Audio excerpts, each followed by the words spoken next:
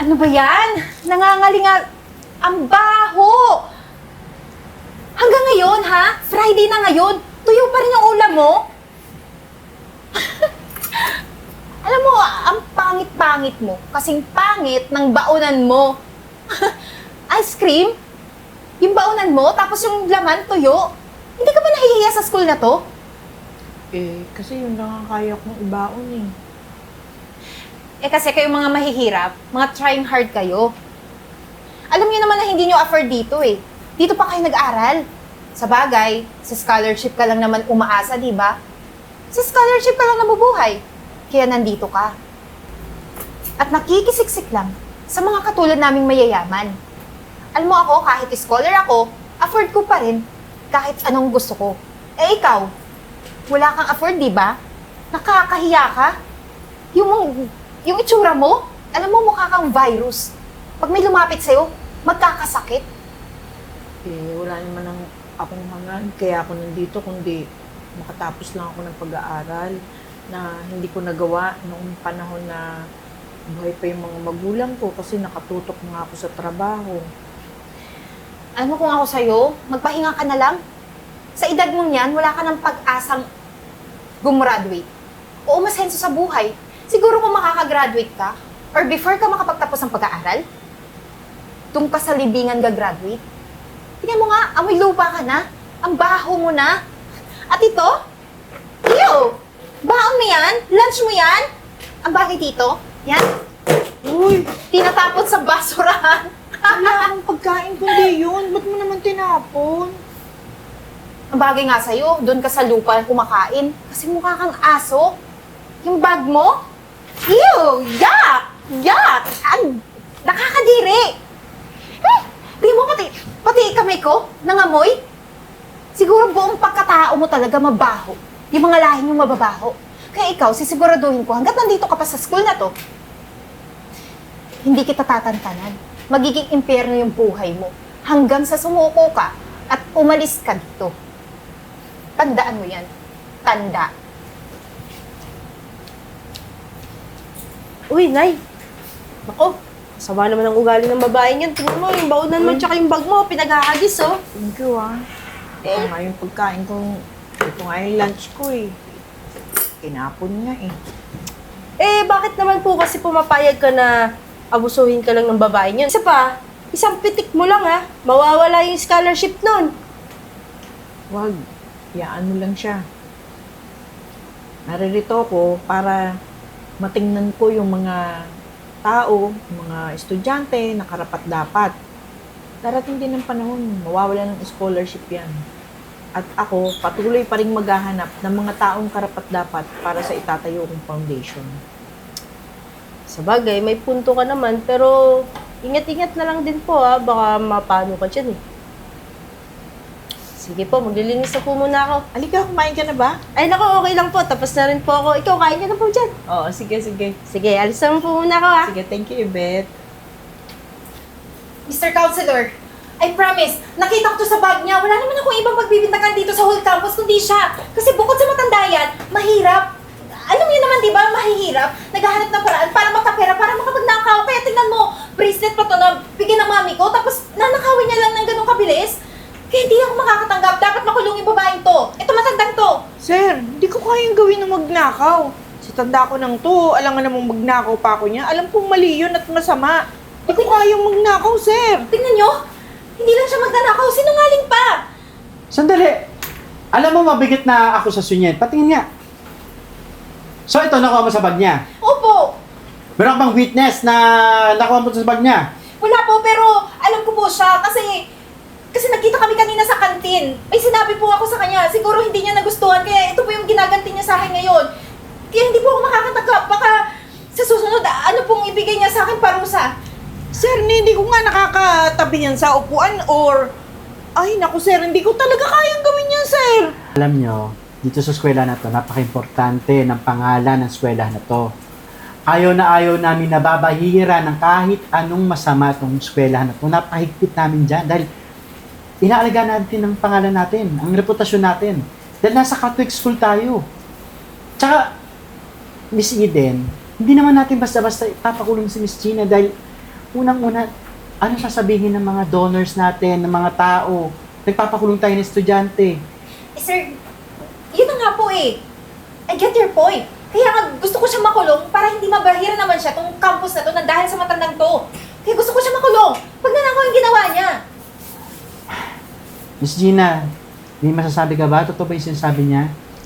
Wala po akong masasabi, sir, kung hindi ko kayang gawin yan. At itong taong to, itong katabi kong to, talagang mainit ang dugo niya sa akin. Dahil kanina lang inalipusta niya ako sa kantina.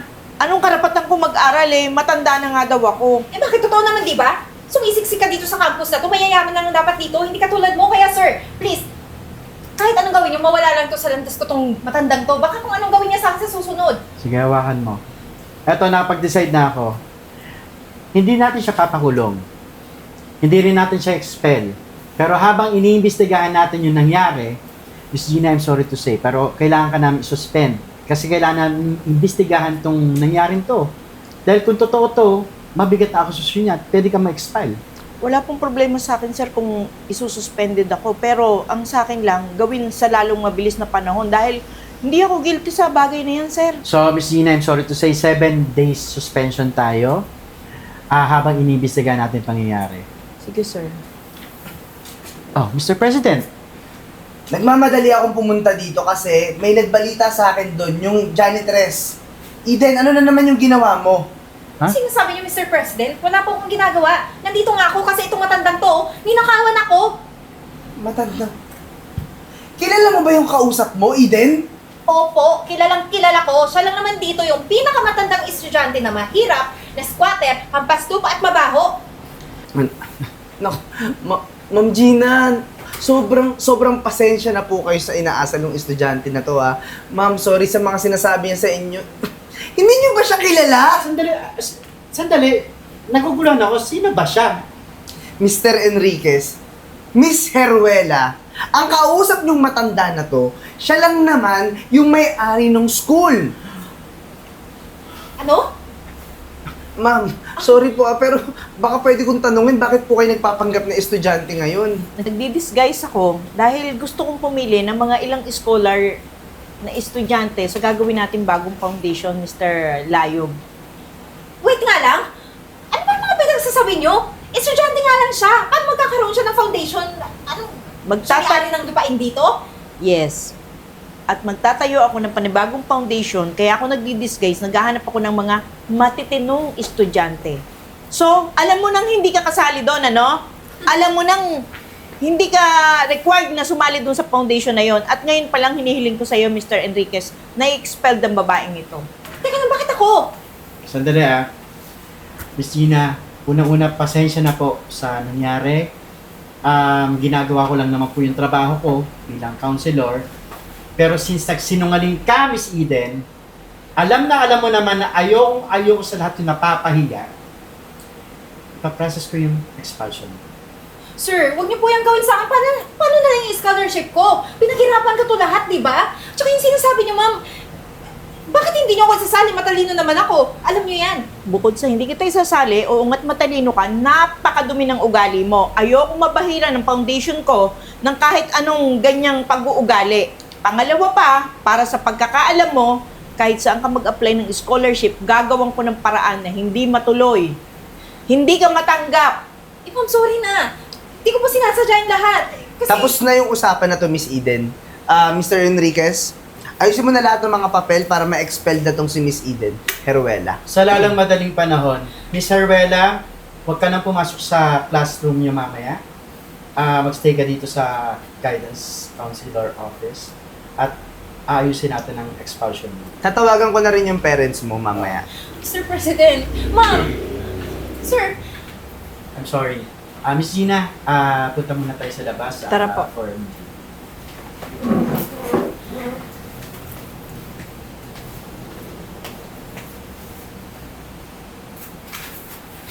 Bet! Ma'am Gina! Naku, nakabihis na po pala kayo. Kasi nai-reveal na kung ano yung totoo. Salamat sa'yo at hindi mo, alam mo na yun, yung sikreto natin. Naku, walang ano man yun, Ma'am Gina eh. Ikaw pa ba?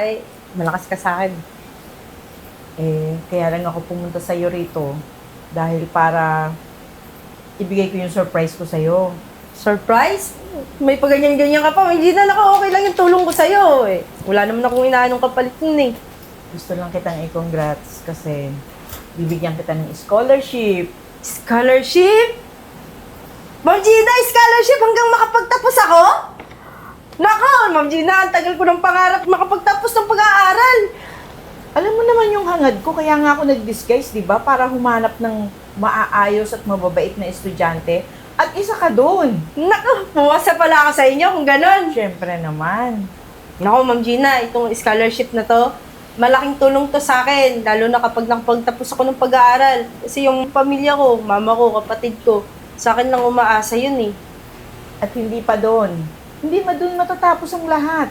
Alam ko na sa kabutihan ng kalooban mo, alam kong pati mga kapatid mo ganun din.